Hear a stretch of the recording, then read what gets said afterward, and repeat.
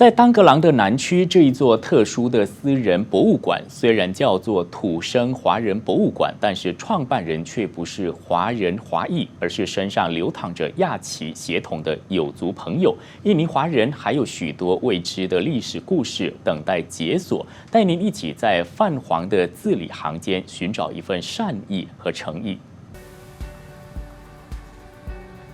坐落于南当格朗市的土生华人博物馆，收藏纸质书籍、杂志、报纸、书面档案、照片等各种印刷品，均从印尼各地和邻国的华人聚居地收集而来。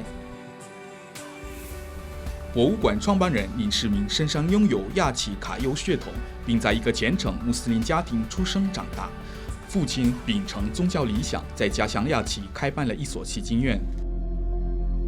对林世明来说，2004年12月26日发生的巨大海啸有着非凡的意义。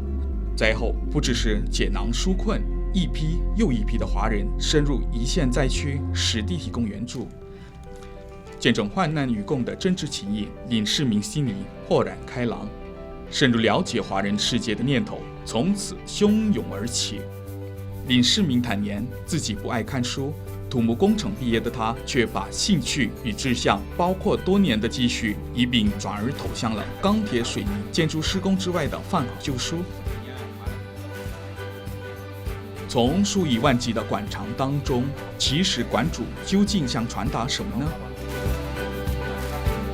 Iya, pada suatu masa, apa yang ada di dalam museum ini dilarang oleh pemerintahannya.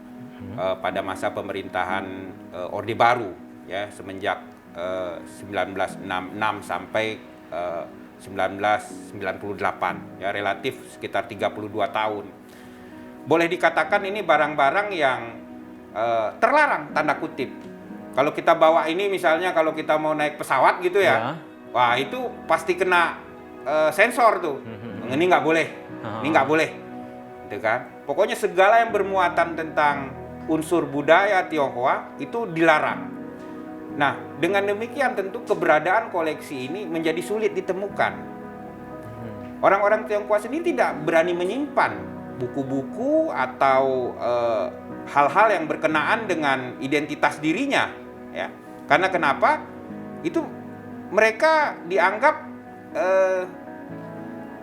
berarti belum tulus menjadi bangsa Indonesia, masih menyimpan keinginan untuk kembali atau belum seutuhnya menjadi bangsa Indonesia. Nah, inilah pandangan yang sangat salah, ya, sehingga kita mengenal istilah asimilasi pada waktu itu, ya, berubah nama, ya kan? Orang-orang Tionghoa kan namanya harus menjadi lebih Indonesia, tanda kutip. Sekolah-sekolah juga harus berubah, begitu ya.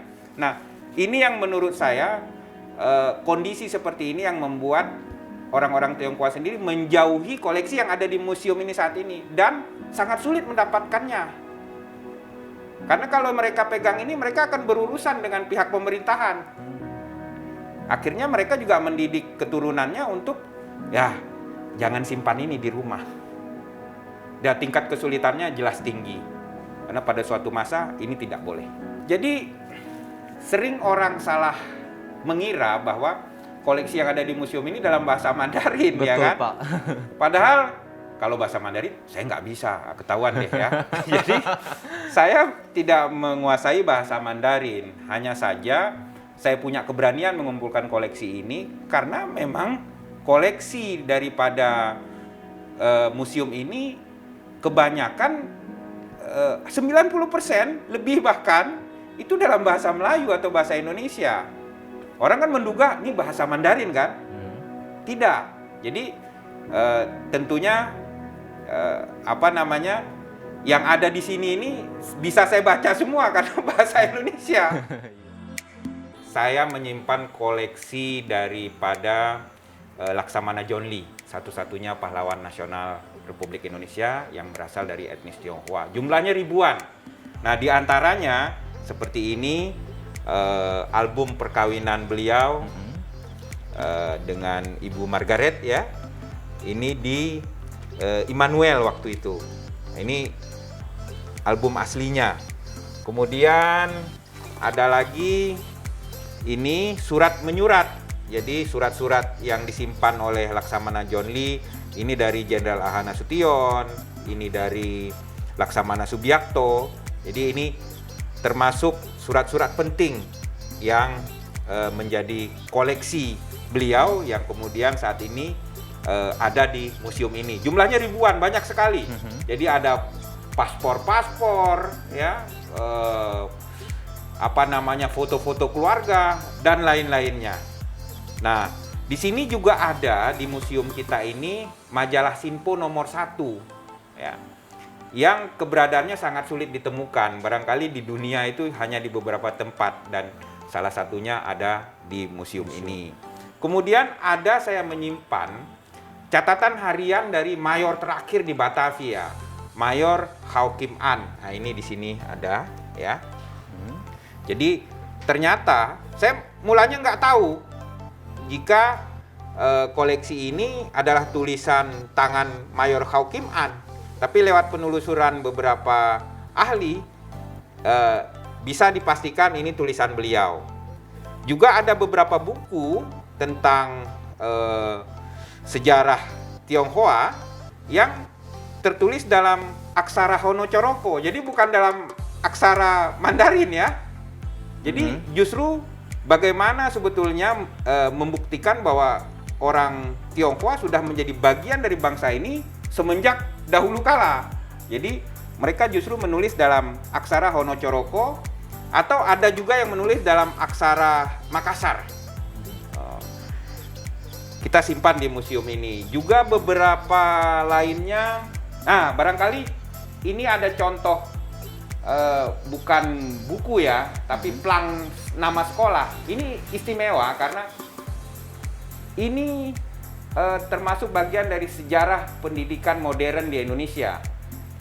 Tionghoa Hui Kuan ini berdiri tahun 1901. Beberapa tahun sebelum Budi Utomo berdiri. Dan pada saat ini diakui sebagai bagian pelopor dari pendidikan sejarah pendidikan bangsa Indonesia. Nah, dari ratusan sekolah yang ada di Indonesia tersebar, Tionghoa Hui Kuan inilah satu-satunya yang tersisa. Nah, yang tersisa di Indonesia dan ada di Museum Pustaka Peranakan Tionghoa. Ini lukisan dari seorang sahabat bernama Bang Unjil, ya.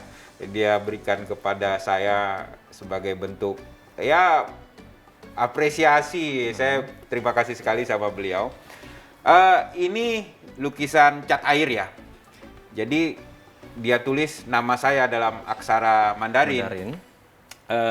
Ini Lim. Marganya. Ini marganya.